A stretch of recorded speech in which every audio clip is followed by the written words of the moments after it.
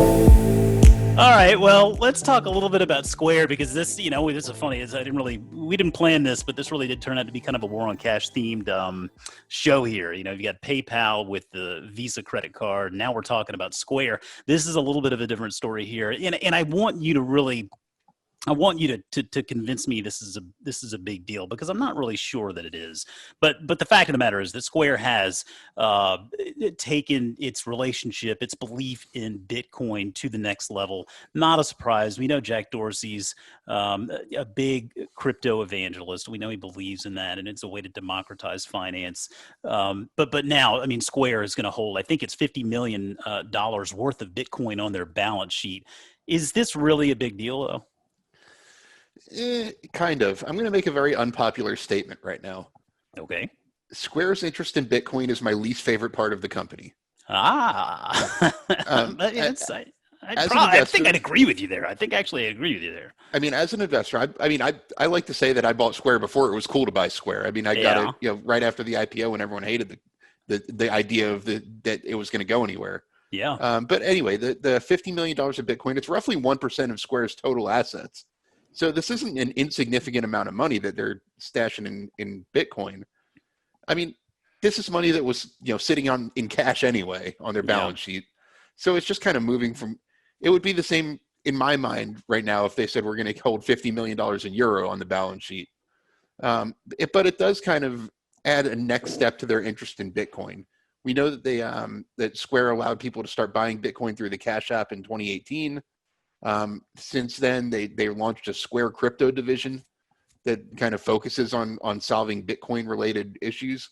They're participating in a few other nonprofit initiatives when it comes to crypto. But it's always been more of a business function, not that Square was directly investing in it. They were letting their users buy Bitcoin. They were trying to figure out how best to use cryptocurrency to solve future problems. They didn't actually think of it as an investment. This is maybe the biggest investor I know of or the biggest company I know of that's actually calling Bitcoin an investment.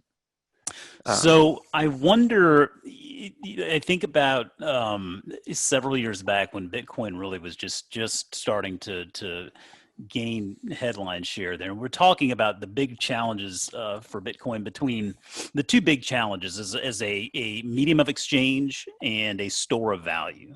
And I mean, you could see there were hurdles to clear on both sides there. Now, I think that the medium of exchange hurdle I'm still not convinced. I mean, I don't know. The mass majority of people out there aren't using Bitcoin to buy anything. It does seem to me, though, that it's starting to make its case a little bit more as a store of value. I mean, this to me for Square strikes me as more of a hedging strategy than maybe anything else. And maybe it's a way to, gain a little bit more headline share. Maybe it's a way for Jack Dorsey to get folks to believe a little bit more in the merits, the potential of cryptocurrency, Bitcoin, whatnot. So maybe it's a multi-serving move there, but it does seem to me, at least, it seems to bolster the argument that Bitcoin does hold a place in that store of value argument. Yeah, and I would say over the last year or so, the price of Bitcoin has stabilized significantly. Yeah. I don't know if you remember a couple of years ago when, 1 month it would be worth, 4,000, the next month it would be 20,000, the next month it would be 3,000. Who wants to store value in something that's going to do that? Well, yeah, that's exactly right. But Bitcoin's been roughly $10,000 for a pretty long time now. Mm-hmm. I mean, give or take. I mean, it fluctuates just like any type of currency. But now it's behaving more like a currency rather than, just a crazy speculative asset. So if in that regard, I could also say it's more of a store of value. That's why I say right now, this move to put $50 million in Bitcoin, to me, isn't that much different than them putting it in euro or something like that from a financial point of view, because now the values become a whole lot more predictable.